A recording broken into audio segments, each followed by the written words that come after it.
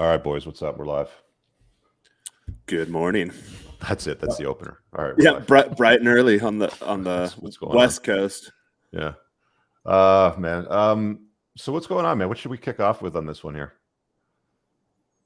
We had a whole bunch of stuff that we were kicking around, this week privately. In the pre-show too, yeah, we were a chatty bunch, and now it's like, what do we talk about? What's trending? What's topical? Muff, what do we have? Talk about a couple things. I mean,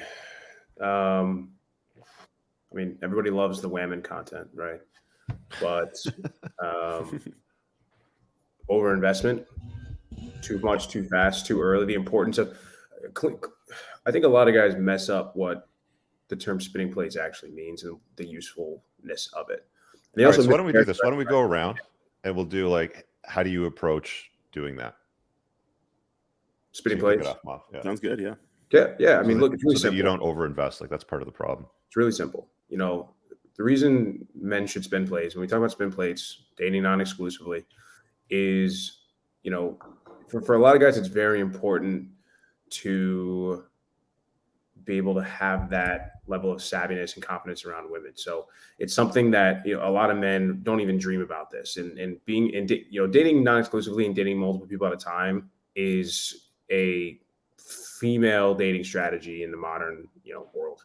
Not something that a lot of men will do. Women are celebrated for it. Men are shamed for it. Even though it really is, quite the inverse of our natural mating strategies and the way they've been for hundreds of thousands of years. So spinning plates for men does a couple of things. It gets you to experience variety, which is very helpful.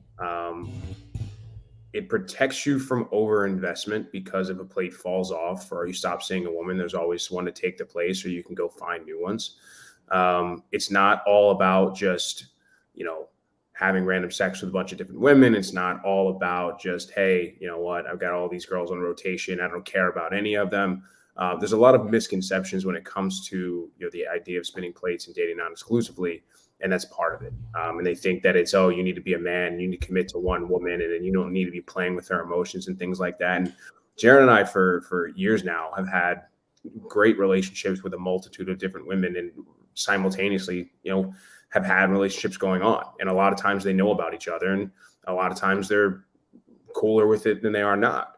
So there's kind of this dichotomy that I see sometimes, and I've seen a lot lately, where guys will think either you're settled down, you're monogamous in a relationship LTR with one woman, or you're just banging indiscriminately and you don't care about any women in your life because you're not settling down.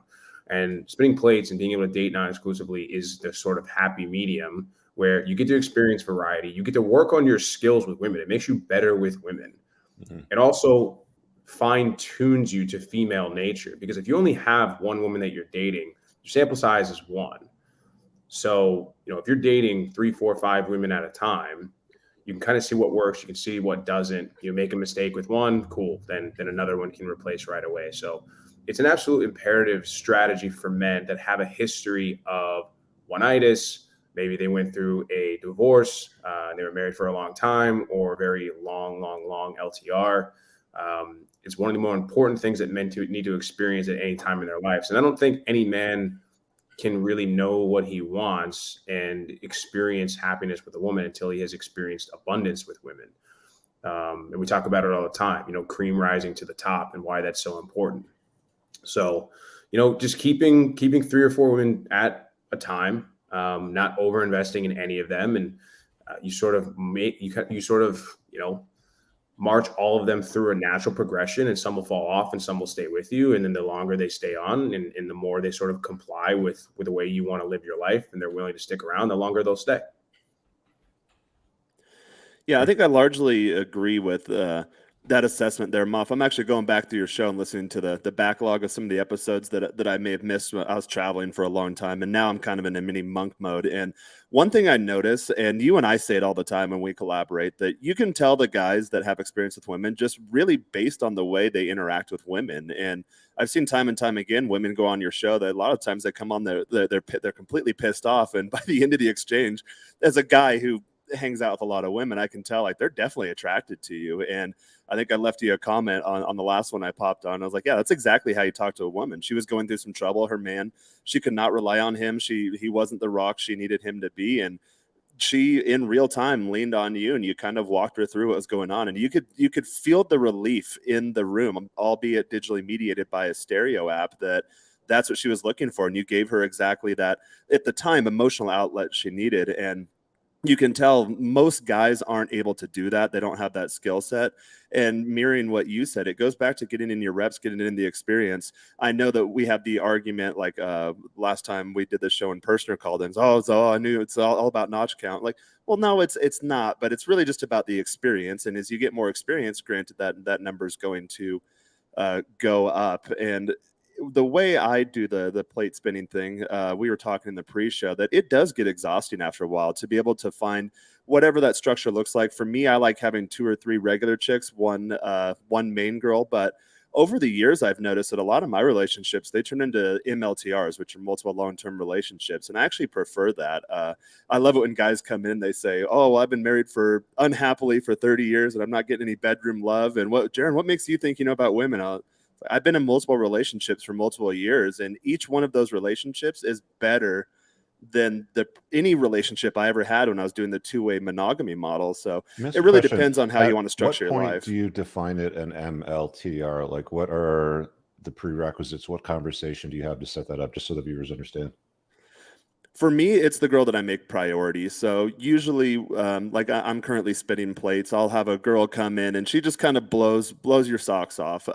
Not necessarily in just the physical attractiveness department, but there has to be something else there. Like you both kind of mesh. For me, it's a compatibility thing. Availability and compatibility are huge. So Friday night, like, hey, I've got this podcast early tomorrow morning. I don't really want to go out. Here's what my night looks like. And oh, that would be perfect. And then she shows up. Not only is she attractive, but she also has something to say, and you get to talk and you get to knowing each other, and you're like, all right, we're kind of on the same page in a lot of areas. So that's, for me, I'll make a mental checkpoint that give this girl extra attention, not go out of my way to do it, but granted, if she is receptive, then I'll make her more of a priority. And that is, every relationship has a shelf life. So that is until she screws it up. But I don't decree the main girl at some point. It just kind of happens. It's the girl that I prefer to hang out with because she checks more boxes than just the bedroom fun department. And it just kind of ends up happening. And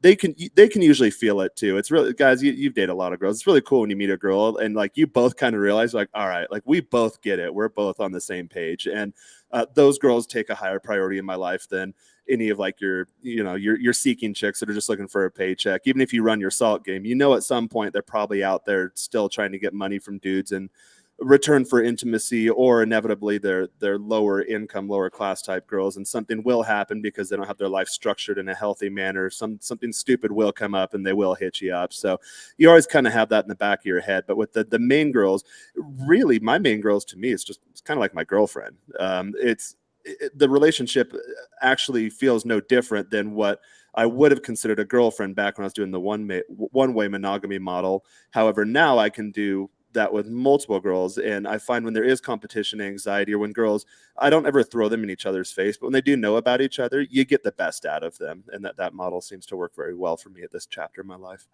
Yeah, that's one of the things that you'll discover is that, I mean, if there's options that you can exercise, it's kind of an easy way to keep her in check, because if she misbehaves and she knows you have other options, a soft next is inclusive with you leaving and going over to the other girl's place, right? So I know that some it makes people her more invested too when she knows you have options. Yeah, I know that some people get like really bent out of shape, with that, like that dude did a couple weeks ago when we did the show.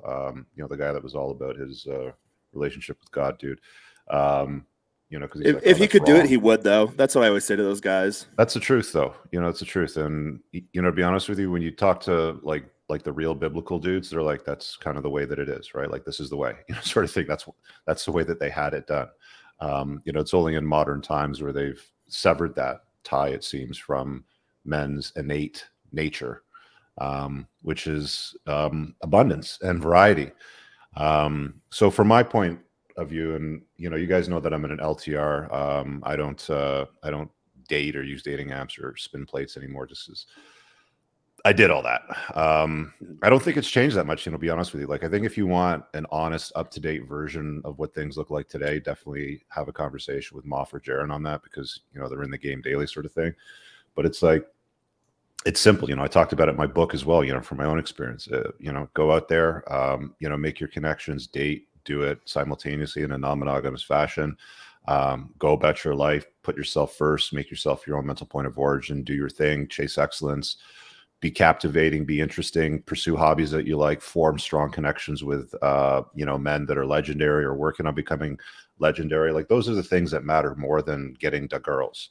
And at some point, I think what most guys find is, and this was my experience anyway, there's going to be, women that'll be like, well, like, where do we stand? I really dig your vibe. Where is this going, sort of thing. And that's when you can decide, and not, after, 2, 3, or 4 or 5 dates or anything like that. Maybe after, 4, 5, 6, 7 months, something like that. That's when you can basically be like, yeah, okay, well, I dig your vibe too. You seem to tick a lot of my boxes off. And then you can decide what kind of relationship you want to structure from that point, when she has a where do we stand talk. But it's incredibly important. I keep saying this, and guys don't listen to this shit enough. She has to bring up that where do we stand talk, right? Because if you want it, like, when a relationship ends, it almost always ends on her terms. I mean, 8 out of 10 times divorces are filed by women, right?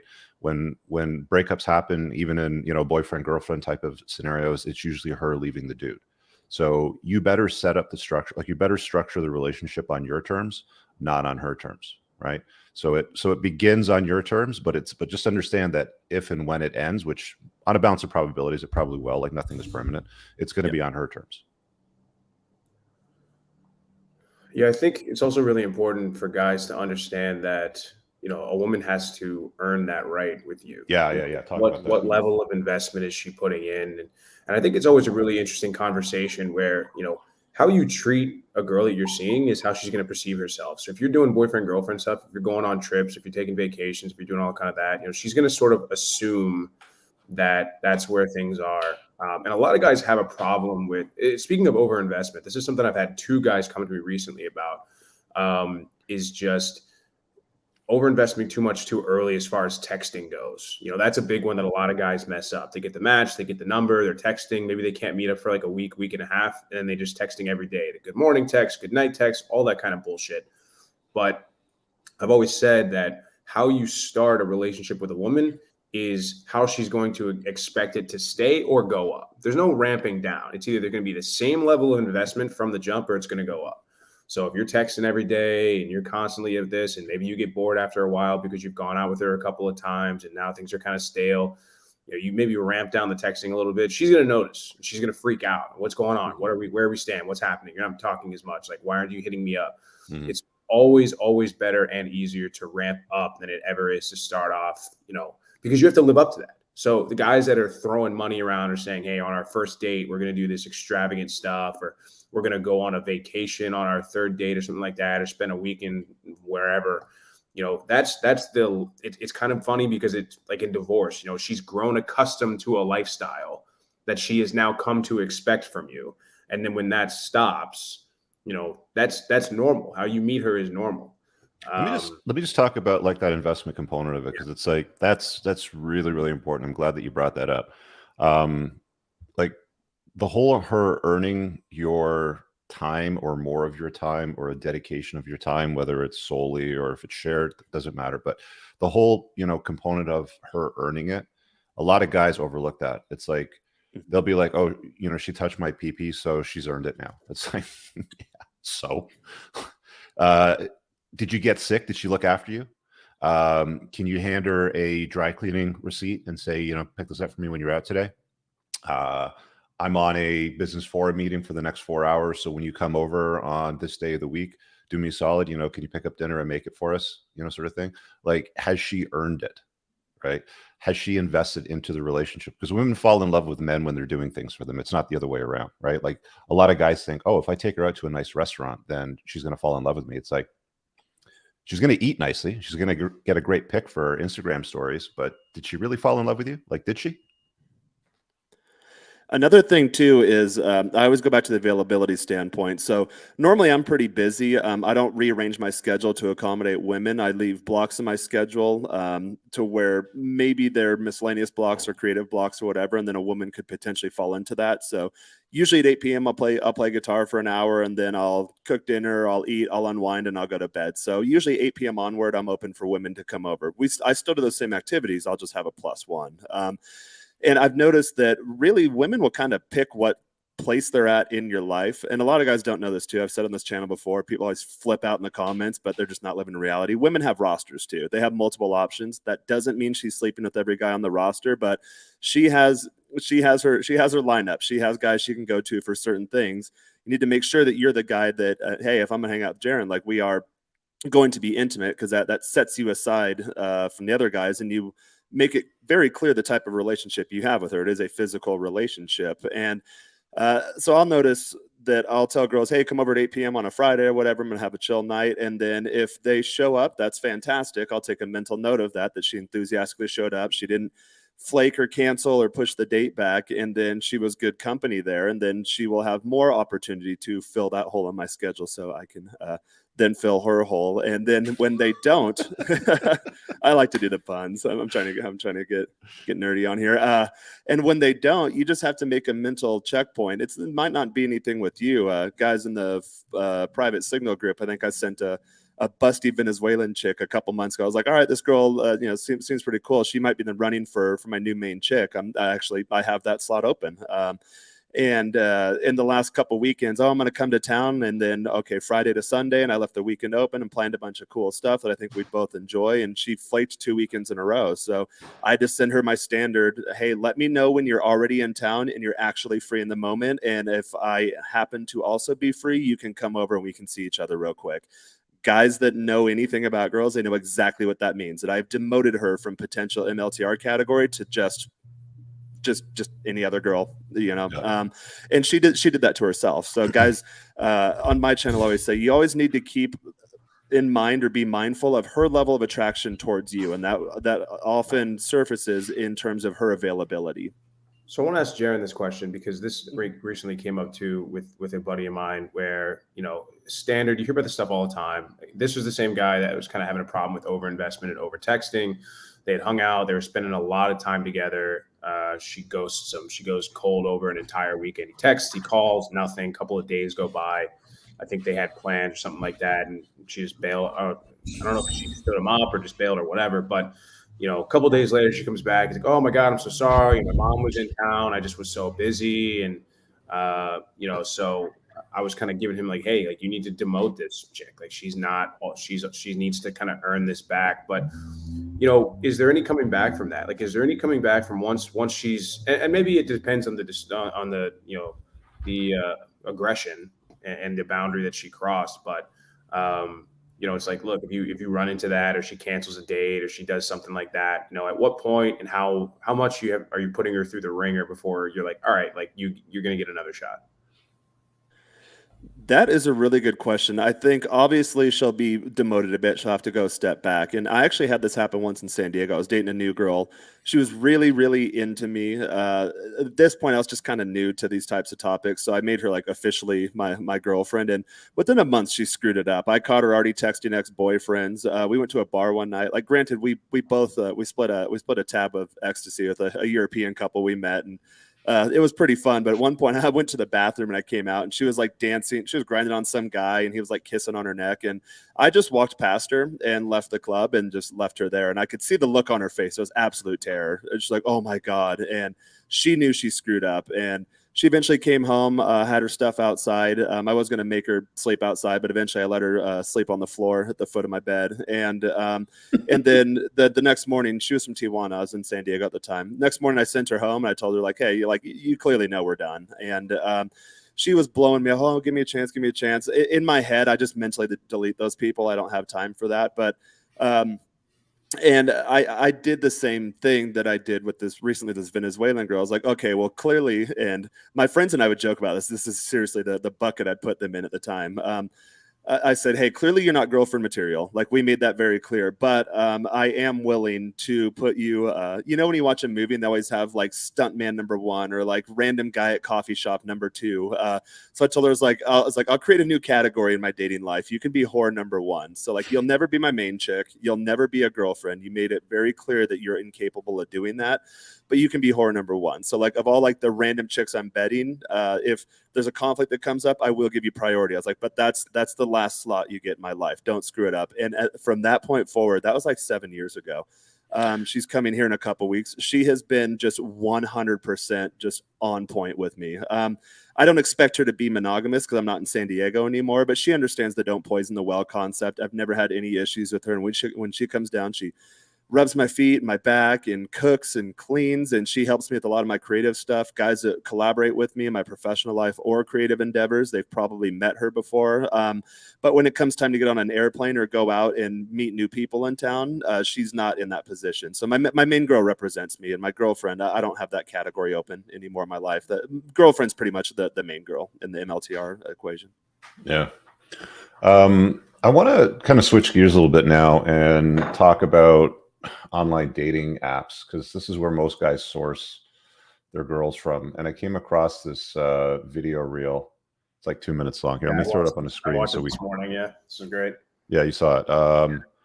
Share screen tab. I think it's here on my Twitter. There we go. Audio. All right. So, I mean, I talk about this in one of the chapters of my books, you know, specifically about online dating, how to use it more effectively, and when and how it doesn't work. So we'll go through this 2-minute clip and then we'll talk about it afterwards, but just sort of give you some frame. This is just a random on TikTok that I pulled, and she's scrolling through her dating app and essentially reacting to what she's seeing. Now, I said in that chapter that women are, generally speaking, for the most part, going to swipe right or left based on your first picture. So watch her behavior and then watch what happens if she becomes interested in the first picture and scrolls down to see what the next steps are. So just pay attention to this. Dave, why? Why are you doing this? No. Chris? No. Ty's the truck driver? Nope. Dude is automatically disqualified based on He, his him. job. Yeah. Well, he's He, also him. got pronouns in there. It's just something I wouldn't recommend at all. Yeah, attractive women don't date guys that use Brian, pronouns. how was this your best photo? How? Is that mandatory with Bumble, by the way? Do you have to put in pronouns? Because I've noticed the last two have had them. It's not. Yeah, I'm not sure. I've been banned from Bumble for so long that I just don't deal with them anymore. No, you I don't. mean, if you could get away with it, my recommendation would be like get/fucked. But Bumble you'll doesn't probably like get lucky shirtless if you're gonna pics. do that. It's ridiculous. Yeah, I don't know. Ow. No. Swipe left. That. Nope. That's a fish. Nope. Sam. He's new here with his tie-dye shirt. Nope. Yeah, girls hate fish photos, guys. I tell a lot of like guys if this that DM me. It fish, grosses yeah. them out. And also, you got a 40-year-old guy with a shit neck beard wearing like a Tie-dye. 19-year-old like tie-dye sort of t-shirt. Bob Marley poster, Che Guevara backpack. Yeah, you know what I mean? Ugh. This is just a horrible picture. Like, you're in what, maybe 3 or 4% of the entire real estate that you have in that photograph. It's almost impossible. And look at the backdrop. What, Yeah, you got some like a dude's bunch hair of on the cables there? He looks like he's in a barbershop. He's in a Mexican barbershop. That's what they look like. Oh, is that what that is? That's what my barbershop looks like. Oh, that's hair on the ground. Yeah, you're right. Yeah, I think that's hair. Okay. I thought he was at a gym posting a selfie. I don't know, but listen to her That'd comment. be better. But Is that a hair? Absolutely not. Disgusting. Ace, cute dog, but Jeffrey Dahmer glasses. No. Next.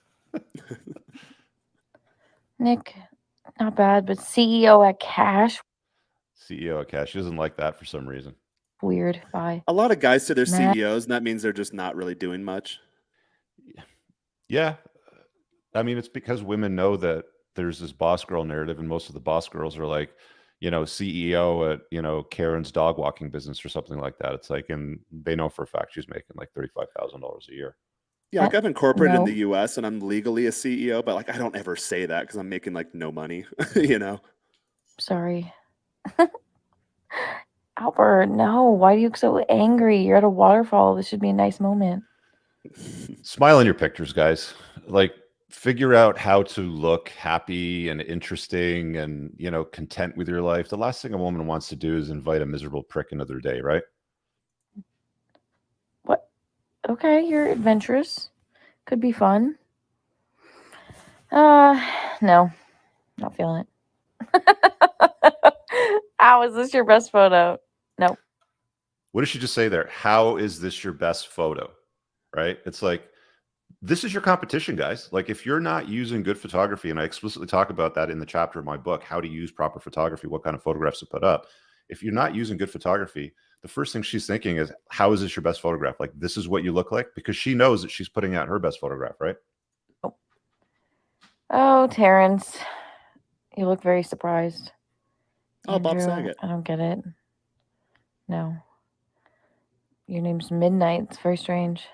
Hazmat, next. Alex, same name as me. David, kind of look like my uncle. Do not use filters, dudes. You're a man. You're not a chick. Don't use bunny nose, bunny ears, doggy nose filters. Stop doing that stupid shit. You can touch up your photos, learn like the saturation, contrast, Yeah. like coloring, all that stuff, but no Yeah. filters. Ryan, no. Anthony, no. Daniel, no. Oh, Andres. Jason, okay. Not bad, not bad. 5'11", likes volleyball. Nope. So she liked the photograph, scroll down for more, and she turned him away because he's 5'11". I've said this before, guys. I think 14.9% of the North American population is over 6 foot. And a lot of women have this like demand for 6'2", and the average amount of guys in North America that are over 6'2" is something like 4%. They are delusional. Like swiping left on a guy that she finds attractive and then disqualifying because of his height. If you're Jimmy, 5'10" or above, just put 6 foot, and then you can wear boots. I'm 5'11". I put 6. I'm in the metric system here, 180 centimeters. That's like the equivalent of 6 foot in the English system. I'm fine. And the truth of the matter is women can't even accurately judge height. Like they've tested this before. As long as you're taller than her, like I think the average height for chicks is like probably somewhere between 5'4" and 5'5" or something like that. I mean, as long as you're taller than her, like generously taller than her, like 5'11" versus 5'5", you're going to tower over her, right? So it's not going to matter. So yeah, you can round it up if you want. No. Ronnie, no. Fabio, what? Fat. Fabio with the bitch tits. Like, that's not a good look. If you're going to take your shirt off in your main picture, make sure you should be looking like a model. And Sam McCarr, nope. Chris, nope. Gabriel, nope. No. Nope. Oh, okay. Let's see. Firefighter, she scrolls down. Dude's 5'9". Let's see what she says. 5'9". Oh, he doesn't know what kind of relationship he wants, but yet he wants kids one day. I'm like, so would you say she's epiphany phase post-wall, like 30, 35, maybe 40? Right? It says dating in your 30s. So she's obviously, you know, let's call it mid-30s. I mean, she's looking for something long-term. So they do get pickier as they get older, too. Oh, yeah. Massively. how old are you? 36. No. Like, most guys don't give thought to those tags that you put on your profile. Yeah. And you should. Nope. All right. So your take, guys. Can I point out one thing real quick? I actually sat next to a girl on a flight one time, and it was delayed. And on the tarmac, she was on Bumble, and I noticed that she swiped right or left pretty much immediately. It was mostly left. There'd be like every now and then an immediate right, but if something caught her interest, she would go into the details. She would scroll through. She would look at all the pictures. She'd, if it's connected to Instagram, go to Instagram, and she would deliberate for a while before swiping on that right. So, guys, just keep in mind I think this girl is indicative too of how they go about it. It's left is immediate. If it's right, she will dive in and do further investigation. So fill out your profile, use all the functionality you can on it, verify it, connect it to Instagram if you can. I've been banned on all of them, so I can't verify or connect to Instagram. And you get other objections like, why aren't you verified? And like, oh, people keep thinking I'm fake. Let's get on a phone call. I'll show you I'm not. So you overcome that objection. But that's pretty indicative of how women use dating apps. Wow. Yeah, I mean, almost all those guys' profiles sucked. She wasn't wrong on a lot of them because, I mean, pictures with sunglasses, too close to your face, one guy looking angry, you know, I mean, using the puppies for bait. But obviously part of her whole thing here is delusion and dating in 30s, and obviously, and you guys hit the nail on the head. As women get older, their standards go up; they don't go down. Their standards go up as their options become smaller, which is just crazy that happens. But yeah, most guys have no idea how to structure a dating app. A lot of guys that think dating apps are useless or a waste of time, it's just because they don't know how to use them. They don't know how to structure them correctly. I've said this to you, said this, I've said this, Jaron has said this. I've said this to guys that have come and asked me for help with dating apps. If you are not willing to invest your time and money into a legitimate photo shoot, you should just stay off the dating apps. And you're not going to have, because you're just not going to have any chance whatsoever. And that's the problem with a lot of guys. Like, a lot of guys think because they don't get matches, they're just like ugly or they're whatever. For the most part, women, A, aren't seeing you, and B, like, you're not setting your profile up the right way where you can actually get attention and she can be attracted. The height thing, what Bumble is doing and what these dating apps do is they are obviously female marketed towards, even though the dating app split, even though 60% out of the users, 60% are men and 40% are women, everything is still geared towards women, keeping women safe. Like, they'll flag certain language that you use in your messages. They'll encourage you to put pronouns in your bio, astrological signs. Do you want kids someday? What kind of a relationship are you looking for? So a lot of guys will do that because, like, if I'm just really honest and I just really upfront and I go along with this female narrative, I'm going to get matches and I'm going to get attention. And it's just a complete opposite. Like, I think they've done studies where there was one particular that came up to mind. I can't remember what it was, where they had the same pictures, really attractive dude. I don't know, they use like a model or something like that. And they had no bio versus bio, and the results were the exact same. So it's absolutely a visual app. Pictures are the number one most important thing. Most guys, what they think is cool, women don't find it cool. Like the fish. That's why they fail. Yeah, like the fish, or like this dude with the chainsaw. Like the That's kind horrible. of girl that you're It's going going to creep her out. That's yeah, like horrible. the kind of girl you're going to get that's going to swipe right on that is probably like the single mom with 4 kids and has some trees that she needs, like some dead trees in her backyard that need to get cut down. Like, that's it. You're not going to get anybody that looks attractive, for something like that. Ryan was asking here in the chat, what kind of main profile pic do you guys recommend? Candid shots always do great. For whatever reason, candid shots work really, really well. Even though I use B-roll. Everyone knows that candid shots are 99% of the time not actually candid. They seem to work better.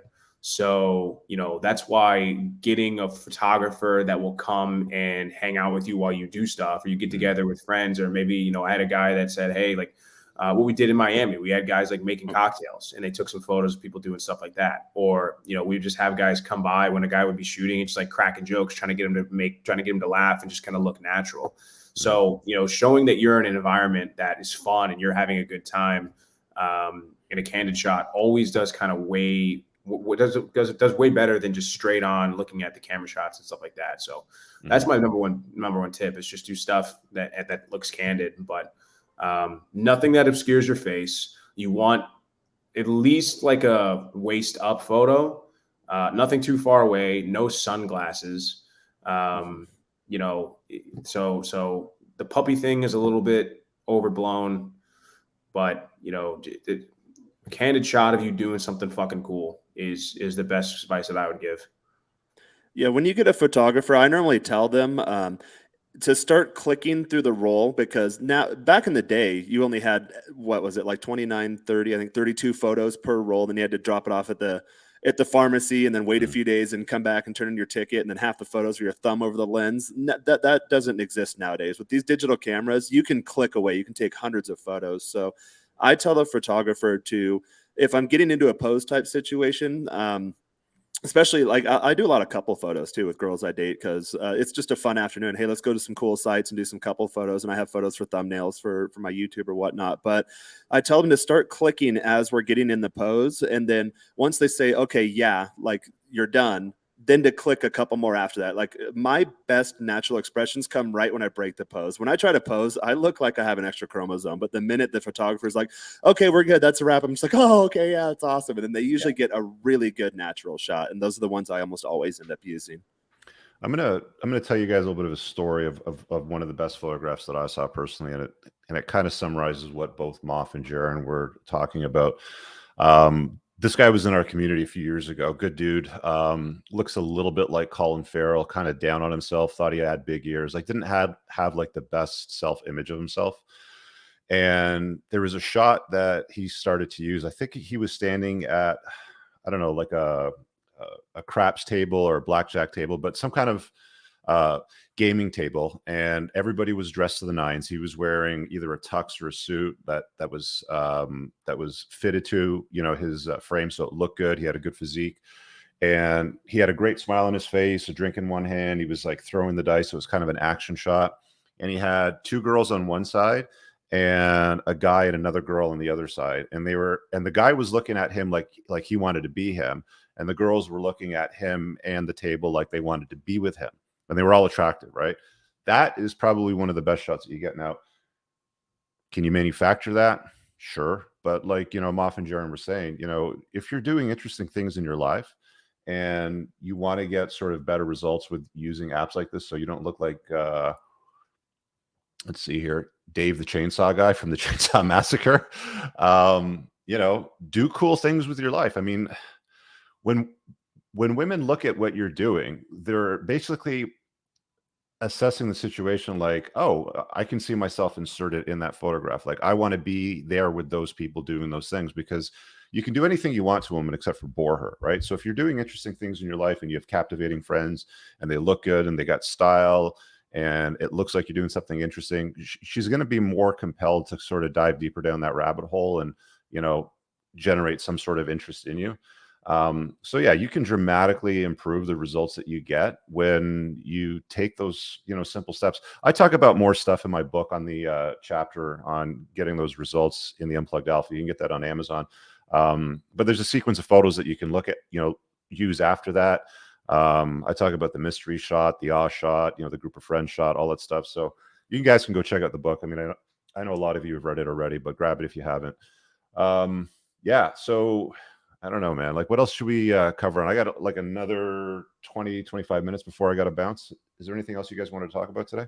I've got one more quick aside on that. Mhm. Moff skirted over it, but I think it's an important thing to note that these apps, yes, they're called dating apps, but they are targeted for women. So you need to understand who your target demographic is. That kind of sums up all the in-depth details we gave. But you can tell by those filters too. Like, pay attention to them, fill them out, like do whatever. And the funny thing is, they're targeted towards women because they don't have options like for guys asking girls, "Are you down to come straight to the house on the first date, to smash on the first date, to spit, slap, do whatever?" So the apps are obviously towards women, and you need to keep that in mind in terms of what women are looking for on the apps, because she'll disqualify things on the apps like, "Oh, he's 5'11". Well, in real life, most girls don't care about that. Or, Mhm. "Oh, he has this hobby." Well, once you actually meet her, she doesn't really care about that. So only put the information on there that's going to give you a leg up on the competition, but don't potentially put anything out there that might be a disqualifier for her as she's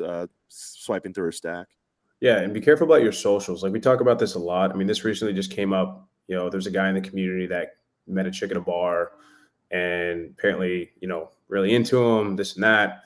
But then he got her, like, he didn't close the deal, and then got her Instagram or something like that. Hit her up a couple of days later, and she like went ghost on him. So, it's if you're an older guy that is going to be insistent on dating younger women, 20s and 30s, especially in the social media age. Like, this stuff has to be buttoned up. Like, you've got to have a tight social media game, because a lot of women, before they even swipe on you, they'll, if you got your Instagram link, they'll just go check out your Instagram first. Or, something that I've been experiencing with lately is not even using the dating app. Like, I'll swipe on a chick, or I'll just get her Instagram directly from the app, and then I'll just hit her up on Instagram. But I can do that because I've curated it, and Jaron can do the same. We've curated our social profiles that are like, okay, cool. This guy is potentially somebody that does something that's worth this, that's got a social circle, that's got a group, and that's a big component that a lot of guys are missing, especially really high level successful guys that have great, interesting lives, but they're just dog shit at documenting it. And they don't take photos, they don't take videos, they don't do anything like that to document their lives. And that's one of the easiest things that you can do to up your social proof and to let these women know that you're a guy that, hey, come into my world. My world's cool. But again, you can see the pictures those guys were posting, their first photos, like that's their highlight. This guy like doing That's the best chainsaw work, or this guy taking a selfie in his car with sunglasses on, or this dude standing by himself like at a wedding looking awkward. Like that's these guys' best shot. That's their highlight. So just got to get better highlights. And the chick said it. It's like, dude, that's your best photo. Like Yeah. that is what you're using. Like that's your putting your proverbial best foot forward. And I'll echo that on the Instagram. A lot of guys come in like, okay, well, I've got the good Tinder pics now, or I've got the good Bumble pics, whatever app they're choosing to use. But when you get to Instagram does most of your heavy lifting for you. What the dating apps does, if you remember like the marketing principles, like AIDA or IDA, like attention, interest, decision, action. It's that Attention, first step. interest, desire, action. Yeah. Desire, action. Yeah.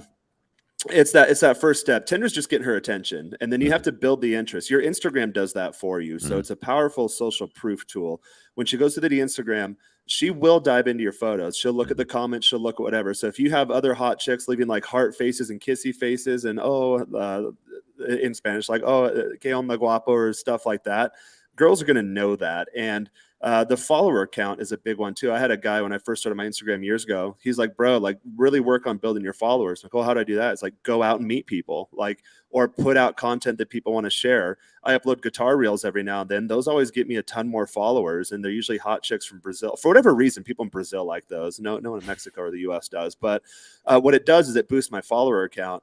And this guy told me years ago, he's like, hey, once you hit 2,000 followers on Instagram, it's like the game just suddenly changes. I think that at the time, that's like the magic number where girls like, oh, this guy, he's interesting enough to where 2,000 people want to subscribe to see what he's up to in his just day-to-day life. And I think I'm at like 5,300 or something like that now. My Instagram does a lot of my work for me. Girls, I'll go on Tinder. My Instagram is right there. They'll just come right through to my Instagram. They'll start liking videos. They see I put my YouTube stuff on there, this type of content on there. And it does screen some out, but the girls that do end up coming over, like, hey, I watched a couple of your videos and like, you seem like you get it. Like you're a safe option in the sense that you're not going to be a weirdo. Like you talk about this stuff publicly. And at the time when I started posting this type of content, I thought, oh no, it's going to ruin my dating life. It has done the opposite. It's done a lot of my work for me. Yeah, it'll filter out a lot of the ones that you really don't want any kind of a connection with anyway at the end of the day. I mean, you might push off some of the attractive ones, but who cares? I mean, if they're going to have a problem with your opinion or what you're voicing, it's like, who cares? Whatever. There's going to be others.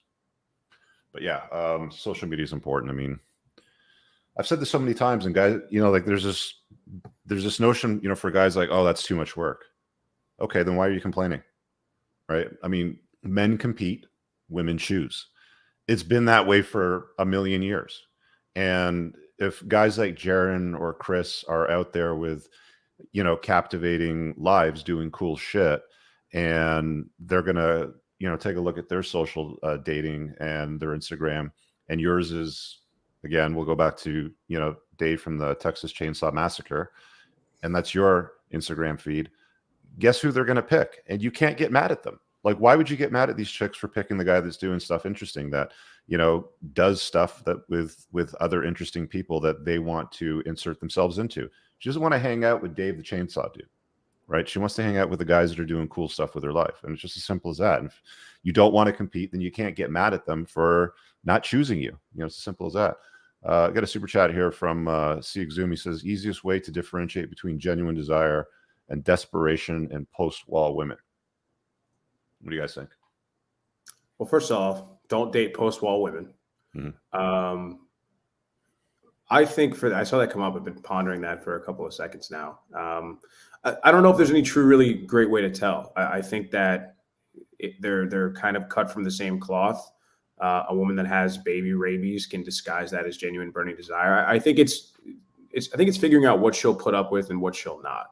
A woman who is in that post-wall phase is going to be very desperate for more of a beta man and a beta type trait, because she's looking for comfort. She's looking for somebody to say, hey, I want to have kids and I want a guy that's going to stick around. So if you're kind of out running around and you're doing your own thing, that kind of woman is going to disqualify you right away.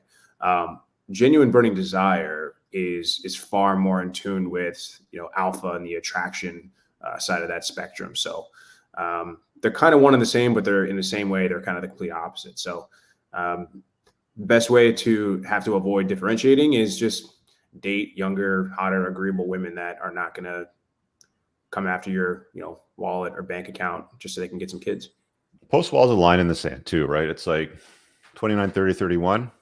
That's when they've hit the epiphany phase. That's when they finished with their party years. That's when they want to get right with God. That's like this woman here said dating in your 30s. And when she expressed interest in a guy, the first thing she did was scroll down. What's his height? For genetic stock reasons generally.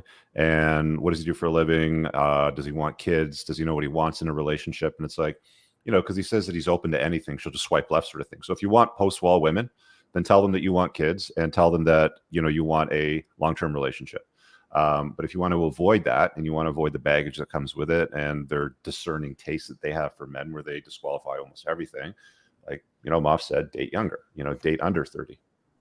I love it when girls say this, like, and you can usually tell just the way they write their profiles. They'll have a more complete profile. They usually have a longer description. I'm tired of dating boys and not men. I'm looking for a man who knows what he wants out of life. And I'll get girls say that too every now and then, like, oh, you don't know what you want. It's like, no, I know exactly what I want. The problem is I don't want you. That is your problem. And you'll notice this in the language they use and in their attitude towards you too. As Moff said, they'll start rushing things. They'll things that typically in like a natural, organically evolving relationship that'll come up like month 2, 3, 4, maybe in the whole equation, they will bring that up very, very quickly because they're up against the clock. It's like when you're watching American football and it's at the 2-minute warning, it's a pretty tight game. And like all of a sudden that 2 minutes turns into 30 minutes because they're running that clock and they're managing it. Like they're playing a different game at that point. They are up against a very finite line of when they can and can't have kids. And it doesn't matter how feminist she is. All women know that they have a ticking biological clock if they're honest. And if they're not honest, she's already disqualified anyways. But you really have to pay attention from the get-go, how she fills out her profile, the description she uses. And when you start bantering back and forth, you'll notice if you're dating other women at the same time, you'll notice that there's a stark contrast between the post-wall ones and then the younger ones that really don't have that prerogative at this point in their life. Let's take this one on. I normally avoid very beautiful women. They have issues, generally speaking. My experience is that issues are across the spectrum. It doesn't matter if you're a 2 or a 10. They exist everywhere. So why would you disqualify attractive women that generally don't get hit on? For being honest, I don't like. What do you guys think about that? Yeah, I think all women have issues in general. Most, not all women. The vast majority of women are also painfully insecure about anything. Their looks, they're painfully insecure because they know that their meal ticket is their, I'll tell you how insecure women are since you mentioned that. Sorry to jump in, but they're so insecure that some women won't even date very good looking guys. Yeah. As long as he's, successful, good dad stock, good enough looking, they actually, in some cases, prefer guys that are less attractive than them for long-term dating, for long-term mating anyway. But sorry, carry on. Well, it's the power dynamic. I mean, there's a story that, so for a couple of years ago, I was seeing actually a girl from Toronto, and she brought a couple of girls to New York for New Year's. We could all hang out together, and we went out, and she had a friend that is, to this day, like top 5 most gorgeous women I've ever seen in person. Like she's just absolutely beautiful. And, type rappers, NBA players, like that kind of level of hot. And, night went on and I went to go get a drink at the bar and I ran into her and I said, hey, how's it going? You find somebody to like make out with at midnight or whatever. And she goes like, no, nobody talks to me like at bars. And I was like, what? She's like, yeah, I just been sitting here by myself. Mm-hmm. And it kind of clicked. And it's like, most men are just very, very, they don't approach like beautiful women because of the fear of rejection. So they kind of just go. That's why like it's never good if you're a woman to be the best looking in your friend group because you'll be the one going home alone for the most part. And then what that does is that creates this weird cycle of, well, the most attractive one's not getting any attention, but the less attractive ones are. And yet they're the ones rejecting guys because they get so much attention. They think they're actually the hottest one. Like it's something that women don't really understand. When they say, well, I never get approached at bars. My friends are so beautiful. They get approached all the time. I'm like, no, your friends are uggos and you're the best looking one. And guys are afraid that you're going to reject them. So they're going to go for your slump buster bestie over here. They're thinking that they have a better shot. So yeah, it's guys won't go after very gorgeous and very beautiful women, and most of them want the attention and will be open to people talking to them because it just doesn't happen as much as a lot of people think. It's pretty rare to find 9s and 10s on dating apps. They're just not there. It is. You have to find them in real life. And I always make a point. I made this rule recently where I always say this, that your game gets ahead of you. All of a sudden you start noticing that, okay, I'm not only not having problems with more attractive women, it's easier for me to get more attractive women because you've done the work, you have that inner confidence.